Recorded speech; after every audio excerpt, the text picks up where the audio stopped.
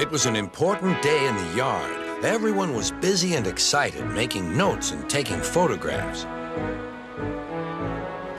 A special visitor had arrived and was now the center of attention. "Who is that?" whispered Thomas to Duck. "That," said Duck proudly, "is a celebrity." "A what?" asked Percy. "A celebrity is a very famous engine," replied Duck. "Driver says we can talk to him soon." "Oh," said Thomas, "he's probably too famous to even notice us." Just then, Gordon arrived. "Puh," said Gordon. "Who cares? A lot of fuss about nothing, if you ask me." And he steamed away.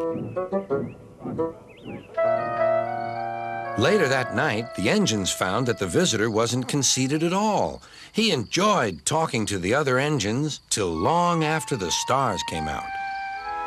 He left early next morning. Gordon was still complaining.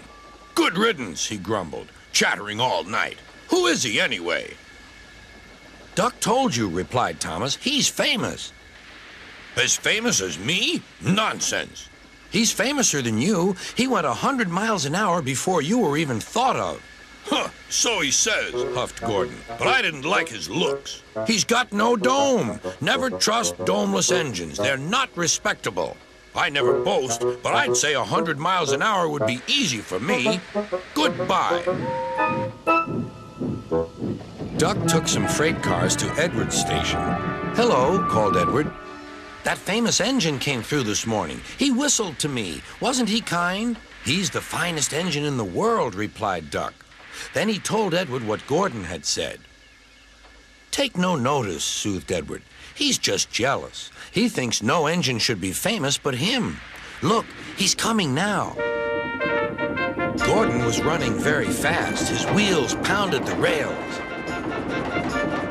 "He did it, I'll do it. He did it, I'll do it." Gordon's train rocketed past and was gone.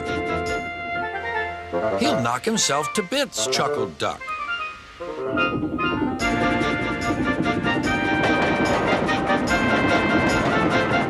Gordon's driver eased him off. "Steady, Gordon. We aren't running a race." "We are then," said Gordon, but he said it to himself. Suddenly, Gordon began to feel a little strange. "The top of my boiler seems funny," he thought. "It feels as if something is loose. I'd better go slower." But it was too late. On the viaduct, they met the wind. It was a teasing wind which blew suddenly in hard puffs. Gordon thought it wanted to push him off the bridge. "No, you don't," he said firmly. But the wind had other ideas. It curled round his boiler, crept under his loose dome, and lifted it off and away into the valley below. Gordon was most uncomfortable.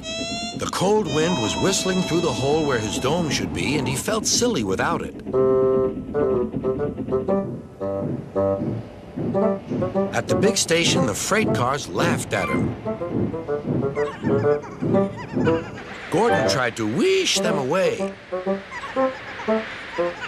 but they crowded round no matter what he did. On the way back to the shed, he wanted his driver to stop and fetch his dome. "We'll never find it now," said the driver. "You'll have to go to the works for a new one." Gordon was very cross.